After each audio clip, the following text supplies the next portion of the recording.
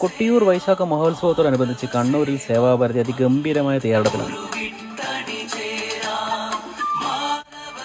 കൂത്തുപറമ്പ് തുക്കലങ്ങാടിയിലെ എല്ലാ സൗകര്യങ്ങളോടും കൂടിയ സേവാഭാരതിയുടെ ഒരു അന്നദാന ക്യാമ്പാണ് നമ്മൾ കാണുന്നത്. ഒരു മാസം നീണ്ടു നിൽക്കുന്ന വൈശാഖ മഹോത്സവത്തിൽ ദിവസവും 3 നേരവും ഭക്തർക്ക് ഇവിടെ നിന്നും അന്നദാനം ഉണ്ടായിരിക്കുന്നതാണ്. കൃത്യമായ മുന്നൊരുക്കങ്ങളോടുകൂടി എല്ലാവിധ പ്രാഥമിക സൗകര്യങ്ങളും ഉൾപ്പെടുത്തിക്കൊണ്ട് വളരെ പ്രൊഫഷണലായ രീതിയിലാണ് ഈ ഒരു സൗകര്യം സേവാഭാരതി ഇവിടെ ഒരുക്കിയിട്ടുള്ളത്. വൈശാഖ മഹോത്സവത്തോടനുബന്ധിച്ച് കണ്ണൂരിൽ വിവിധയിടങ്ങളിലായി ഇതുപോലെ 5ഓളം അന്നദാന ക്യാമ്പുകൾ സേവാഭാരതി നടത്തുന്നുണ്ട്.